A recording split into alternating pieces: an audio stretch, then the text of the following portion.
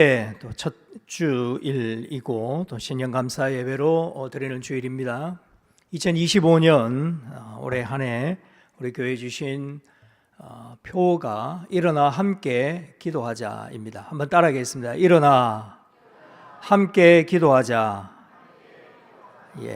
우리 일어나 함께 기도하자. 시편 119편 우리 147절의 말씀을 통해서 주시는 표이고요. 네 가지 실천 사항이 있습니다. 기도가 호흡이 되는 교회, 기도가 무기가 되는 교회, 기도가 유산이 되는 교회, 기도가 응답이 되는 교회. 이 네 가지 실천 사항을 가지고 함께 올 한 해도 하나님의 은혜 가운데 힘차게 달려나가시는 우리 성도님들 되시기를 바랍니다. 그래서 오늘은 일어나 함께 기도하자라는 제목으로 말씀을 함께 나누겠습니다. 기도를 하고 나면 무언가 뿌듯한 기분이 듭니다. 또 기도를 하지 않으면 죄책감을 느끼는 것 같습니다. 두드리면 열린다고 하셨으니까 열릴 때까지 기도해야 하지 않을까요? 또는 기도해서 손해볼 것은 없지 않겠습니까? 그래도 기도를 하고 나면 불행한 일은 피할 수 있지 않겠습니까? 아마 이것이 기도의 목적이나 이유에 대한 사람들의 일반적인 생각일 것입니다. 사실 우리는 열심히 기도해야 합니다. 특별히 기도를 쉬는 죄를 지어서도 안 될 것입니다. 기도를 통해서 얻는 영적인 유익은 두말할 필요도 없죠. 그런데 여러분, 기도만큼 힘들고 어려운 게 없습니다. 또 기도만큼 많은 오해를 불러 일으키는 것도 없습니다. 기도의 신비로움 그리고 응답의 비결 또는 영적인 우월감에 치중하다 보면 기도의 본질을 놓치고 기도가 왜곡되기도 하고 기도를 오해하기도 합니다. 사람들이 기도의 필요성을 느끼지만 정작 그 필요성을 느끼는 만큼 기도를 꾸준히 하는 사람은 사실 어렵습니다. 건강한 성도라 할지라도 기도 생활을 계속하기 위해서는 정말 많은 노력을 해야 하겠습니다만 기도 생활을 잃어버리면 노력하지 않아도 기도라는 것은 저절로 잃게 된다는 점입니다. 이것이 그리스도인의 삶에 치명적이라는 점을 일깨우기 위해서라도 우리에게는 기도 훈련은 참으로 필요합니다. 20대 청년들을 대상으로 조사한 어느 선교 단체의 보고를 보면 그들 가운데 51%가 전혀 기도하지 않는다고 응답했습니다. 심지어 그래도 식사 전 기도는 하지 않겠나 물어봤는데 식사 기도를 하는 경우도 거의 퍼센테이지가 같았습니다. 그러니까 젊은 청년들 중에 하루에 한 번도 기도하지 않고 지나는 사람들이 절반 이상이라는 거죠. 매일 성경을 펴놓고 묵상하며 사는 그리스도인들은 100명 가운데 4명에 불과하다는 결과 보고도 있습니다. 근데 우리 교회 성도님들은 아니죠. 매일 성경을 읽으시고 기도하시죠. 한국 교회 성도들이 다른 나라 교인들보다 기도 생활을 잘한다고 생각하지만 그것도 옛말입니다. 요즘은 한국 교인들 기도를 별로 하지 않습니다. 사실 기도는 훈련의 문제라기보다는 사람의 문제라고 볼 수 있습니다. 왜냐하면 설교를 설교자와 뗄 수 없는 것처럼 기도는 기도자의 문제입니다. 우리가 깊은 기도에 들어가지 못하는 것은 기도하는 방법을 잘 모르는 것도 있겠습니다만 자신이 하나님의 사람으로 영적으로 변화되지 못한 이유가 더 큽니다. 기도를 마지못해 하는 사람이거나 억지로 하는 사람은 자신의 삶이 하나님이 아니라 다른 것에 맞추어져 있기 때문입니다. 그래서 그 시간, 그 중요성에 이끌림 받아서 기도를 못하는 것입니다. 하나님의 사람은 그러나 기도를 게을리하지 않습니다. 왜냐하면 하나님의 시간표에 맞추어져 있기 때문이죠. 기도를 게을리하지 않는 사람은 누구보다도 하나님의 뜻하시는 사람으로 빨리 변화되는 사람임에는 틀림이 없습니다. 여러분들이 정말 그리스도인으로 변화받고 싶으십니까? 기도하시면 됩니다. 매일 새벽 기도의 자리를 지키는 성도들이 계시죠. 새벽에 나와서 기도하는 것으로 하루를 시작하는 것이 이것은 이제 완전히 습관이 된 분들입니다. 그런데 여러분, 특별 새벽 기도회를 하고 기도의 자리를 지키자고 아무리 강조해도 건성으로 생각하는 사람들이 많습니다. 여러분, 도시 생활을 하는 이 교인들이 매일 새벽 5시 또는 5시 반에 교회에 나와 기도하는 것은 쉽지 않습니다. 그래서 어떤 교회는 일찍 출근하는 교인들을 위해서 새벽 기도를 아예 오전 6시 15분에 하는 교회도 있습니다. 중요한 것은 왜 기도하느냐 하는 것이죠. 기도하지 않으면 정말 우리는 하루도 제대로 살 수 없다는 것을 알기 때문입니다. 현실에서 겪는 어려움을 이길 수 있는 길은 기도 외에 다른 길이 없다는 것을 기도를 해보면 압니다. 그러나 기도를 하기 전에는 이 사실을 잘 모릅니다. 기도하지 못하는 것에 대한 무거운 가책을 내려놓고 정말 내가 기도의 사람이 되는 길은 없을까요? 있습니다. 분명히 있습니다. 우리는 그것의 말씀을 통해 깨달을 수 있습니다. 시편을 읽어보면 귀한 사실을 알게 됩니다. 아마 여러분 시편을 많이 통독하셨겠죠. 하나님의 사람들이 모인 이스라엘 공동체에게 기도는 기분 좋으면 하고 기분 나쁘면 안 하고 시간이 남으면 하고 바쁘면 안 하는 것이 아니었다라는 특징이 있습니다. 그들에게 기도는 삶의 주변적인 것이 아니라 삶의 중심이었다는 것을 알 수 있습니다. 그래서 우리에게 기도를 가르쳐주는 시편들은 모두가 하나님 앞에 예배 드리는 공동체로 모인 사람들의 찬양이고 감사이고 고백이었다는 것을 알 수가 있습니다. 그게 시편이라는 장르로 남아있는 겁니다. 그렇기 때문에 오늘날 가장 기도하기에 좋은 장소는 예배당입니다. 이게 첫 번째입니다. 왜냐하면 우리가 매주 예배를 드리기 위해 모이는 장소이기 때문입니다. 뿐만 아니라 사람들이 모인 곳이지만 예배로 모인 이곳엔 하나님도 함께 하시기 때문입니다. 그렇기 때문에 가장 좋은 기도의 처소는 예배당입니다. 내 집은 만민이 기도하는 집이라고 하신 주님의 말씀은 우리가 왜 교회에 함께 기도해야 하는지를 분명하게 명시하는 말씀입니다. 물론 여러분 집에서도 직장에서 운전을 하면서도 기도할 수 있습니다. 그러나 기도는 스스로 주변의 상황과 환경을 물리치고 잠잠히 하나님의 세계로 들어가는 신앙적 결단이죠. 우리가 여러분 공부를 하려면 적어도 TV를 보면서 공부를 할 수는 없는 겁니다. 스마트폰을 계속 쳐다보면서 공부할 수는 없는 거죠. 그와 마찬가지입니다. 하나님의 세계보다 우리의 주변 환경이 눈에 더 보이고 귀에 들리는 것에 더 민감하게 만드는 것이라면 구별된 기도의 장소가 필요합니다. 그게 바로 교회입니다. 예배당입니다. 예수님 당시의 성전은 하나님의 집이었습니다. 그런데 그 당시 성전 안은 엉망진창이었죠. 그래서 예수님은 이들을 다 내쫓으셨습니다. 예수님은 아버지의 집이 아버지의 허락도 없이 장사하는 시장으로 변한 것에 대해서 굉장히 화를 내셨습니다. 성전은 그 당시 전혀 하나님의 집으로 관리되고 있지 않았기 때문입니다. 하나님께서는 이 집을 오랫동안 대제사장과 레위인과 유대 지도자들에게 맡겨서 기도하는 집으로 관리하게 하셨습니다.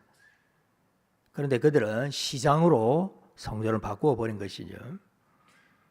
성전의 주인은 하나님이셨고 대제사장들은 그것을 관리하는 관리자에 불과했습니다. 그런데 하나님의 아들이 예고 없이 성전을 불시에 방문을 하게 된 것이죠.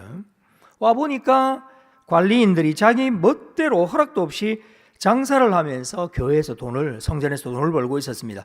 대제사장은 하나님의 집에 대해서 아무런 권리가 없습니다. 그곳에서 장사해서 돈을 벌 권리가 없는 겁니다. 그런데 마치 자기 집인 것처럼 주인 행세를 하고 있었죠. 그래서 예수님께서는 채찍을 만들어서 상을 다 엎으시고 그들을 다 내쫓으셨습니다. 그러면서 내 집은 만민의 기도하는 집이다, 이렇게 말씀하셨죠. 사랑하는 성도 여러분, 교회는 기도하는 곳입니다. 하나님께서 이 교회를 목사와 장로 그리고 성도들의 손에 맡기신 것은 만민들이, 아니 모든 백성들이 나와서 기도하기 위해서이고, 기도하는 것을 돕도록 하기 위해서입니다. 여러분, 병에 걸린 사람들은 이 교회에 나와서 기도하면서 치료의 은혜를 받습니다. 가정에 어려움이 있는 사람들은 하나님의 인도를 기도를 통해 받고, 나라에서 전쟁이 나려고 하면 전쟁을 거치게 해달라고 교회에 와서 누구든지 기도할 수 있도록 하나님께서는 교회를 이 세상 한가운데 세워주셨습니다. 그래서 교회는 모든 사람들이 와서 기도하고 응답받는 곳입니다. 만일 종교를 통해서 돈을 벌고 싶은 사람은 절대로 목회를 하면 안 됩니다. 교인들도 교회에서 무슨 이익을 보려고 교회를 다녀서는 안 됩니다. 여러분, 교회는 자아실현의 장이나 자신의 놀이터로 생각해서는 절대로 안 됩니다. 교회는 만민이 기도하는 집입니다. 유대 지도자들이 하나님의 말씀을 붙잡지 않고 자신의 야망과 욕심을 붙잡고 있었기 때문에 성전은 더 이상 기도하는 공동체가 아니라 시장이 되어버렸죠. 오늘날 우리가 하나님의 말씀을 붙잡지 않으면 우리 인생은 열매가 없는 빈 껍데기로 남게 될 것입니다. 한국 교회가 대형화되고 점점 유명세를 타기 시작하기 때문에 수많은 사람들이 전국 각지에서 소문을 듣고 몰려듭니다. 옛날에는 예배당 현장에 가서 말씀을 듣고 예배를 드렸습니다. 그러나 요즘은 예배도 선택이 되었습니다. 얼마든지 자기 취향에 맞는 채널과 설교와 예배를 선택해서 구경할 수 있는 시대가 되었습니다. 그렇게 모인 교회에 하나님의 말씀이 없습니다. 그리고 세상의 소리만 있고 서로 자신의 자랑만 늘어놓는다면 이건 여러분 하나님의 집을 모독하는 것이죠. 그 결과 초대 교회에는 보혜사 성령이 예루살렘 교회라는 그 거대한 대형 교회에 임하지 않고 다락방에서 기도하는 120명의 성도들 각자의 심령 속에 임했다라는 것을 우리는 알 수가 있습니다. 사랑하는 성도 여러분, 우리가 기도할 때 이 점을 알아야 됩니다. 하나님께서는 얼마든지 홀로 모든 일을 하실 수 있는 일임에도 불구하고 우리의 기도를 통해 그 일을 이루시겠다고 말씀하신다는 사실이죠. 뿐만 아니라 하나님의 자녀인 우리가 믿고 구하는 기도를 그대로 이루어 주시겠다고 하십니다. 우리가 엘리야의 기도를 보았죠. 하나님은 엘리야의 기도 없이도 스스로 3년 반 동안 비를 안 내리게 하실 수 있습니다. 그리고 엘리야의 기도가 없어도 스스로 하나님은 비를 내리게 하실 수도 있습니다. 그런데 왜 하나님은 엘리야로 하여금 그 기도를 하게 하실까요? 왜 그 기도하는 그 사람의 수고가 있어야만 할까요? 마치 그 기도를 하지 않는다면 내가 비를 내리지 않겠다라는 것처럼 하나님께서는 엘리야에게 고집스럽게 기도하라고 명령하고 계십니다. 그만큼 하나님께서는 적어도 하나님을 믿는 신앙인이라면 기도하는 사람이기를 바라시기 때문입니다. 그리고 그 기도한 대로 응답해 주시기를 원하셨기 때문이죠. 여러분, 이게 얼마나 놀라운 신비이고 얼마나 놀라운 축복입니까? 오늘 본문은 우리 성도들이 어떻게 기도 생활을 이어가야 할지에 대한 내용을 가르쳐주고 있습니다. 첫 번째로 우리가 볼 것은 성도가 기도하는 이유입니다. 우리가 생각하기에 여러분, 하나님을 만나면 하나님께서 모든 것을 다 해결해 주시기 때문에 알아서 기도할 필요 없이 하나님이 다 해결해 주시면 되지 않느냐, 이렇게 생각할 수 있습니다. 하지만 오늘 본문은 은혜 받은 성도는, 하나님을 예배하는 성도는 더 간절히 하나님께 부르짖어야 한다고 우리에게 말씀하고 있습니다. 자, 145절, 146절을 보십시오. 여호와여, 내가 마음을 다해 주를 부릅니다. 내게 대답하여 주소서. 그리하면 내가 주의 법령들에 복종할 것입니다. 내가 주께 부르짖습니다. 나를 구원해 주소서. 그리하면 내가 주의 법규들에 복종할 것입니다. 은혜를 받은 성도들이 더 열심으로 하나님께 부르짖으며 주를 부르며 응답해 달라고 간청을 해야 되는 이유가 무엇일까요? 사실 원래 우리는 마치 식물인간과 같아서 아무것도 아는 것이 없고 그래서 우리는 하나님 앞에 나아가 기도할 수조차 없는 존재였습니다. 그런데 우리가 은혜를 받고 하나님의 자녀가 되고 나니까 우리는 더 큰 하나님의 은혜가 산더미처럼 쌓여 있다는 것을 알게 됩니다. 내가 구원받은 것 자체도 은혜이지만 은혜 받은 자가 누려야 될 은혜가 더 많다라는 것을 우리는 깨닫게 되죠. 그러니까 은혜를 받은 사람은 더욱더 더 큰 은혜를 갈급하게 됩니다. 그런데 우리가 갈급하면 할수록 하나님께서는 더 큰 것으로 응답해 주신다라는 것을 알 수가 있습니다. 자, 147절을 보실까요? 내가 새벽 이전에 일어나 도움을 요청하며 울부짖습니다. 나는 나의 소망을 주의 말씀에 두었습니다. 그래서 여기 보시면 처음에는 주님을 부른다라고 말하지만 이제는 그 은혜를 받기 위해 울부짖는다라고 말하죠. 표현이 조금 더 깊어지고 더 확대되고 있습니다. 왜요? 은혜를 한번 맛본 사람은 그 은혜에 감격하여 더 큰 은혜를 바라며 하나님께 기도하게 되기 때문입니다. 그래서 새벽 이전에 일어나 도움을 요청하며 울부짖는다, 이 말은 내가 일상에서의 시간을 줄이고 하나님께 기도하는 시간을 더 많이 확보한다라는 의미입니다. 한 시간 일찍 일어나는 사람은 그만큼 남들보다 똑같은 24시간 중에 한 시간을 자기 시간으로 만들 수 있는 사람이지요. 그러니까 결국 새벽 일찍 일어나 하나님께 부르짖는다, 이 말은 나에게 주어져 있는 시간 중에 더 많은 시간을 하나님과 교제하고 하나님과 기도하는 시간으로 드리겠다라는 헌신입니다. 두 번째 우리가 볼 것은 말씀과 함께 기도하는 기도의 깊이입니다. 147절을 다시 읽어보실까요? 내가 새벽 이전에 일어나 도움을 요청하며 울부짖습니다. 나는 나의 소망을 주의 말씀에 두었습니다.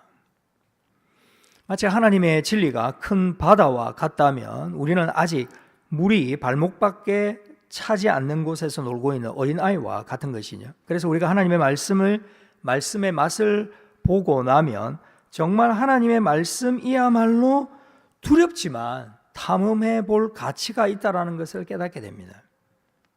하나님의 말씀은 거대한 보물이 숨겨져 있는 정글과도 같기 때문입니다. 그런데 우리는 그 안에 들어가 보지도 못하고 무엇이 있는지 알지도 못한 채 한평생을 마치는 경우가 너무 많죠. 그래서 기도를 하면 할수록 그 말씀의 세계에 대해서 두렵지만 그 가치를 더 알게 되고 그 깊은 곳에 더 끌어당기는 힘에 의해서 말씀을 더욱더 생각하고 사모하게 되는 것입니다. 148절을 보실까요? 내가 밤새도록 깨어 있습니다. 내가 주의 약속들을 깊이 생각하고 있습니다. 밤새도록 깨어 있는 것은 하나님과 깊이 교제하는 것입니다. 그런데 그 교제의 이유가 무엇입니까? 도구가 무엇입니까? 그게 바로 주의 약속들, 말씀들을 깊이 묵상하는 것과 연결되어 있습니다. 그러니까 시편 기자가 여기서 가장 간절히 바라는 것은 하나님의 말씀 한 절 한 절이 제대로 자기에게 다가오는 것입니다. 제대로 그 말씀이 열리면서 그 뜻이 자기에게 오는 것입니다. 그 말씀의 은혜가 자기에게 오면, 그 말씀이 제대로 해석되어 자기에게 다가오면 그 말씀을 깊이 묵상하면 묵상할수록 나는 더 깨어 하나님과 교제하게 된다는 신비로움입니다. 하나님의 은혜를 받고 나니까 아직도 자신의 마음속에 매우 많은 불신앙이 있고 상처가 많다는 것을 깨닫게 됩니다. 어떻게 깨달을 수 있죠? 말씀이 자신을 비추는 거울이 되었기 때문입니다. 그래서 기도를 하면 회개가 나옵니다. 그리고 기도를 하면 하나님께 대한 도움과 하나님께 대한 요청을 하게 되는 것이죠. 그런데 그렇게 기도를 하고 나면 어떻습니까? 놀랍게도 그가 하나님께 부르짖은 것마다 모든 것이 회복되고 치료가 된다라는 점입니다. 그의 열등감도 기도와 말씀을 통해 치료가 됩니다.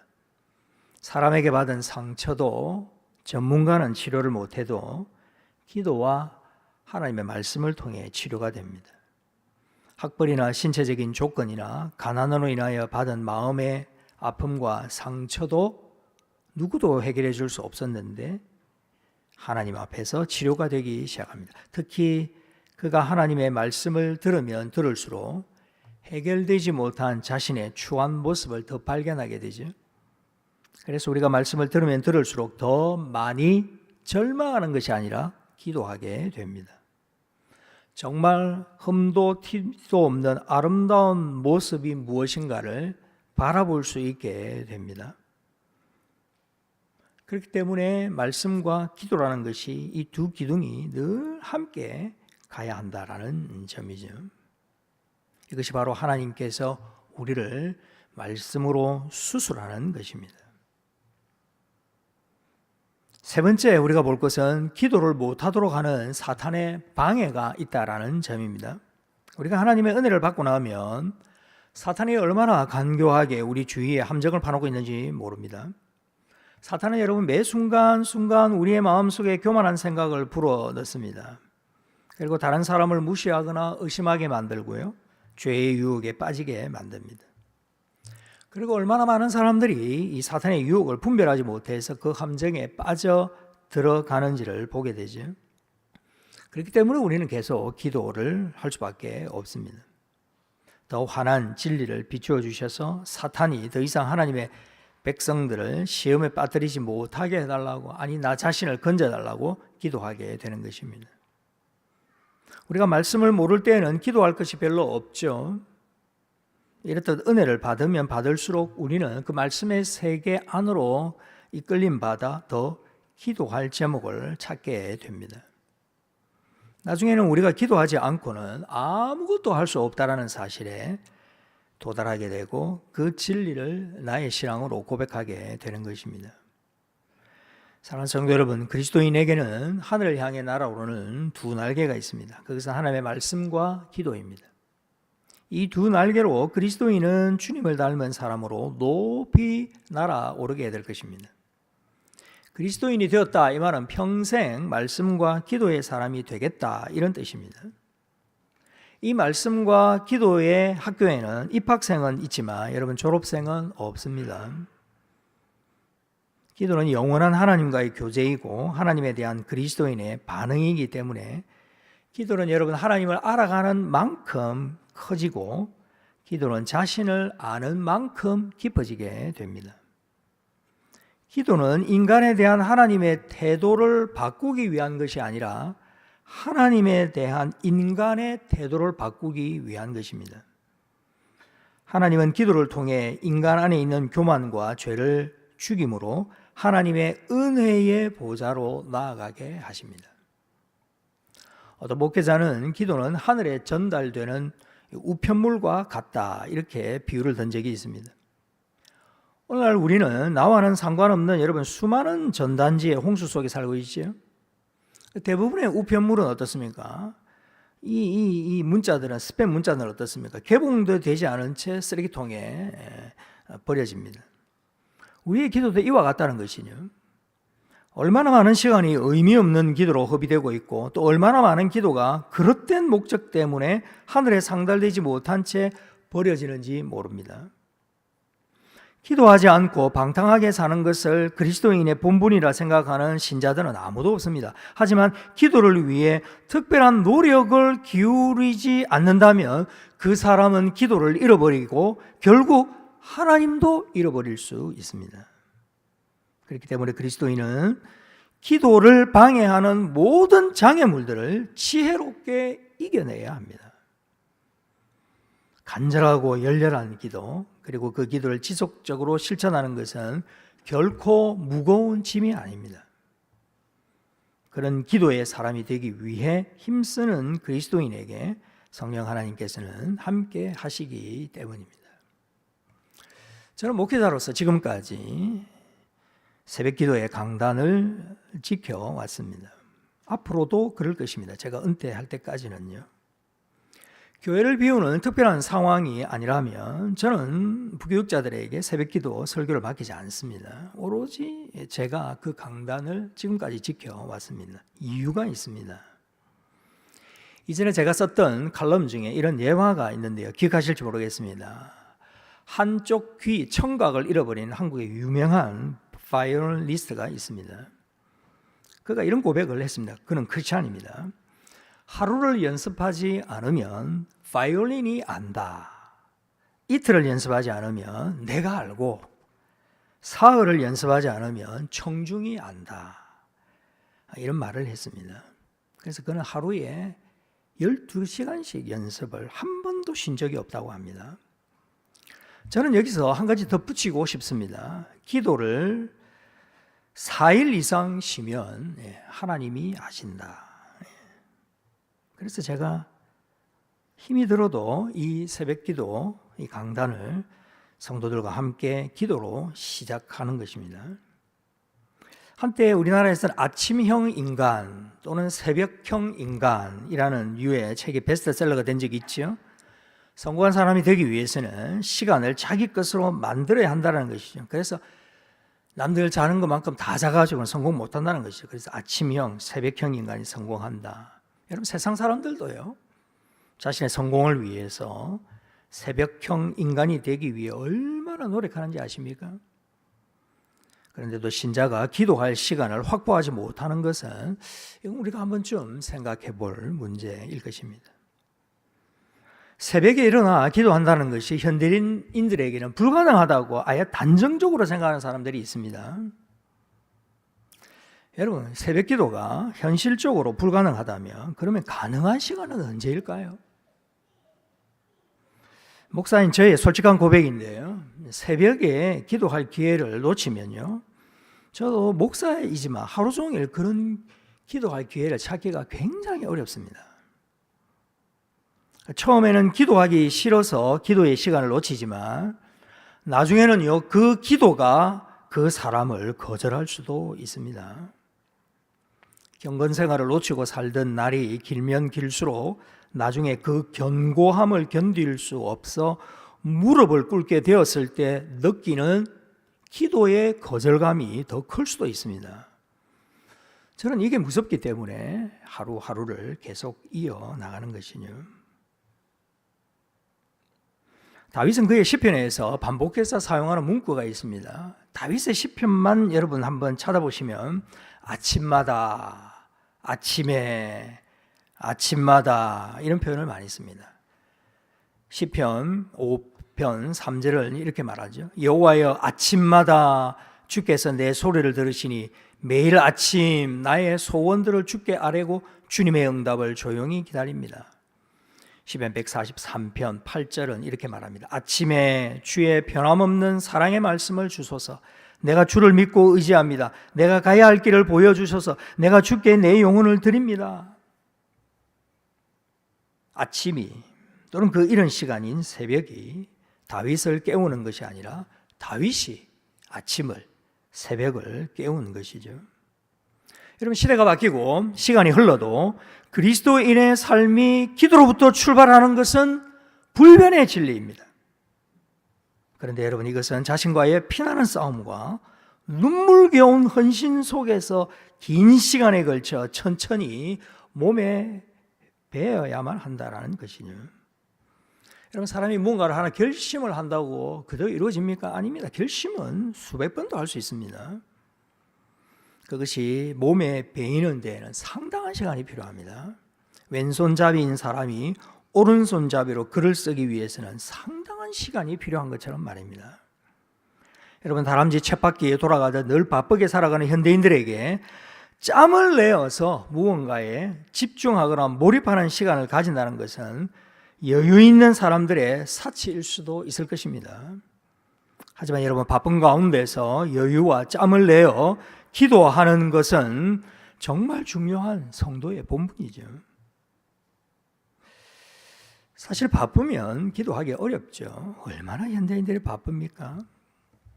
그래서 여러분, 기도를 하시려면 바쁘지 않게 사는 법을 먼저 배우셔야 됩니다. 그러기 위해서는 여러분의 삶이 단순할 필요가 있습니다. 오라는 데는 없는데 갈 데가 너무 많은 분들 계시죠. 너무 바빠요. 여러분, 단순한 삶을 통해 나 혼자만의 시간, 기도의 시간을 확보하는 것이 중요합니다. 하지만 여러분, 현대인들이 단순하게 사는 것은 쉽지 않습니다. 가만히 내버려 두지를 않죠. 나를 혼자 있어도 계속해서 문자나 계속해서 알림들이 나를 가만히 내버려 두지를 않습니다. 우리는 이미 오랫동안 문명과 문화의 복잡함에 익숙해져 있기 때문이죠. 그래서 우리는 여러분, 너무 조용하고 단순하면 불안해합니다. 하루 종일 카톡에 한 번도 안 울리면 불안해합니다. 한 번도 내 전화기에 문자 메시지가 안 오면 불안해합니다. 여러분, 거추장스럽고 복잡할수록 살 의욕을 느끼는 사람이 있습니다. 이런 함정에 빠지지 않기 위해서 신자는 기도의 자세를 견지할 필요가 있습니다. 여러분, 그거 아십니까? 바쁘지만 기도하는 사람이 있고 여유가 많지만 기도하지 않는 사람이 있다는 사실을 아십니까? 결국 기도는 시간의 문제가 아닙니다. 나의 문제입니다. 우리 내면의 문제입니다. 바빠서 기도하지 못하는 것이 아니라 내 마음이 기도의 필요성을 느끼지 못하기 때문에 기도하지 않는 겁니다. 한 가지 우리가 예측할 수 있는 사실은, 제가 미래에 대해서 예언을 해드리겠습니다. 앞으로 우리는 더 바쁜 삶을 살아가게 될 것이라는 점입니다. 하루하루를 기도하며 살기로 작정한 신자에게는 하루의 삶이 바쁘기만 하지 않습니다. 왜냐하면 기도로 그 바쁜 삶을 여유 있게 만드는 지혜를 가지고 있기 때문입니다. 이 예화를 하고 설교를 마치려고 합니다. 어느 날 사탄들이 모여서 회의를 열었습니다. 회의의 주제는 어떻게 하면 예수 믿는 사람들을 타락시킬 수 있을까였습니다. 한 마귀가 제안을 합니다. 모조리 잡아다가 목을 베어 당장 죽입시다. 그러자 그 의장 마귀가 반대를 합니다. 순교는 교회의 씨가 된다. 그리고 기독교인들은 오히려 그것을 영광스럽게 생각할 것이요, 그러니 그건 절대로 해서는 안 되고, 누구 또 다른 의견 없어. 다른 마귀가 말합니다. 잡아다가 계속 때리십시다. 의장 마귀는 또 반대를 합니다. 한 대 때리면 똑같은 사람이 10사람쯤으로 늘어나는 것이 그리스도인들의 특징이요. 또 한 마귀가 그렇다면 감옥에 그냥 다 쳐넣읍시다. 안 돼. 감옥 안에서 찬송 부르고 기도하면서 더 좋아라 할 텐데 그 시끄러워서 우리가 잠을 자겠나? 그거 안 된다. 이 좀처럼 그럴싸한 의견이 나오지 않자 나이 많은 노련한 마귀 하나가 말을 합니다. 인간들 스스로 죄를 짓게 합시다. 그거 들어보니까 그게 맞거든요. 그러면 어떻게 하면 좋겠습니까? 의장 마귀가 그 나이 많은 노련한 마귀에게 물었습니다. 늙은 마귀는 능청스럽게 이렇게 대답합니다. 예수 믿는 사람들이 기도하고 싶다 하면 기도하게 내버려 두세요. 봉사하겠다고 하면 봉사하도록 내버려 두십시오. 사랑하고 희생하고 뭐 좋은 일이든 뭐든지 자기들이 하고 싶은 대로 다 하게 내버려 두십시오. 그런데 딱 한 가지 조건을 딱 내걸면 됩니다. 그게 뭡니까? 오늘은 말고 내일부터 하자. 이 조건만 딱 내걸면 됩니다. 이렇게 해서 여러분, 마귀들은 만장일치로 회의를 끝냈다는 이야기입니다.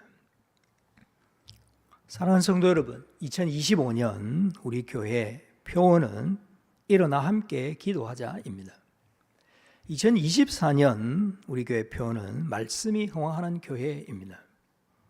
제가 이 표어를 정하기까지 거의 한 6개월 동안 기도하면서 우리 성도들의 마음과 함께 한 마음이 되기 위해서 기도로 준비했었습니다. 여러분 몰랐죠?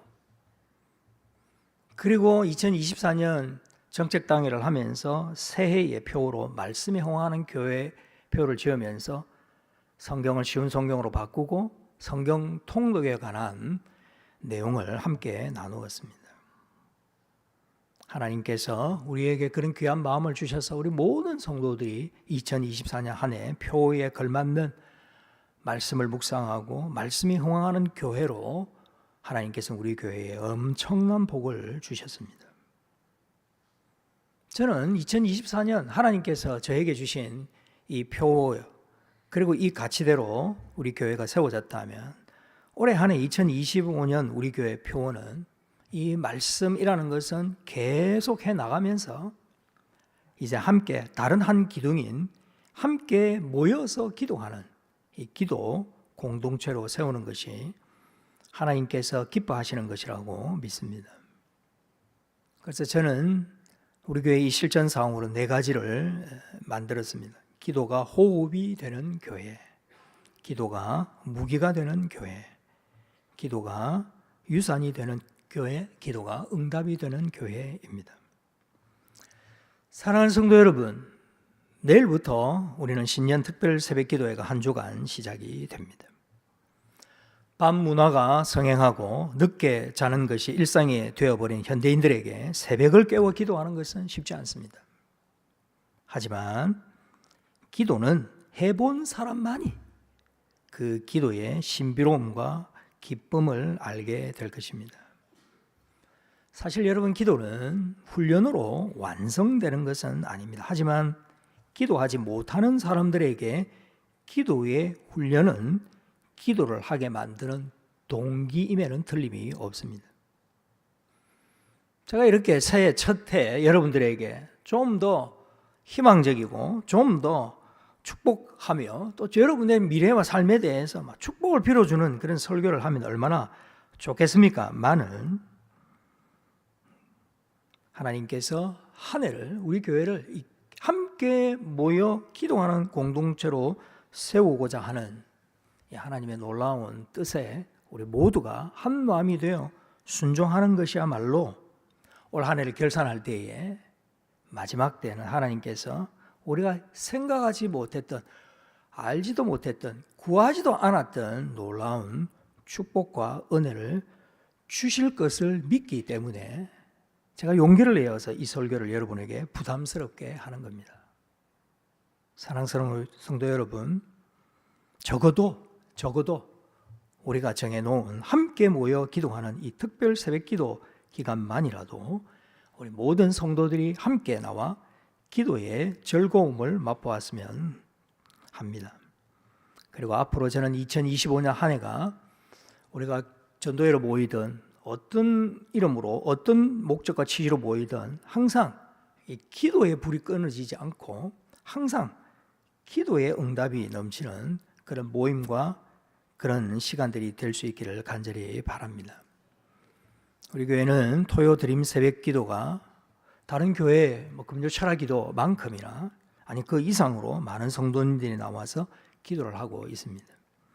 적어도 내년 한 해만큼은 내가 정해놓은 그 기도 시간에 그 자리를 지킴으로 인해서 하나님께서 나에게 주시는 놀라운 기도의 응답을 다 받아 누리시는 저와 여러분 될 수 있기를 바랍니다. 항상 하나님 앞에 우리의 마음을 깨어서 부지런함으로 하나님을 찾고 하나님께 나아올 때에 하나님께서는 우리에게 놀라운 기적을 베풀어 주실 것입니다. 이런 은혜를 사모하시며 우리 일어나 함께 기도하는 한 해가 될 수 있기를 간절히 바랍니다. 기도하겠습니다. 아버지 하나님, 하나님께서는 우리를 얼마나 찾으시는지, 우리와 매일 만나 우리에게 놀라운 은혜와 평강의 복을 주시기를 원하시는지, 우리는 말씀을 읽을 때마다 믿음의 선조들이 하나님 없이 살아갈 수 없다라는 이 신앙의 고백을 접할 때마다 깨닫습니다. 아버지 하나님, 우리에게 주신 이 새로운 한 해 우리 각자가 하나님께 주신 이 말씀의 약속을 붙잡고 기도의 사람으로 하나님과 함께 기도하는 사람으로 살아가는 올 한 해가 되게 하여 주시옵소서. 그래서 우리 모든 성도들이 함께 일어나 기도의 응답을 누리며 하나님께 영광 돌려드리는 2025년 한 해가 되게 하여 주시옵소서. 예수님의 이름으로 기도하옵나이다.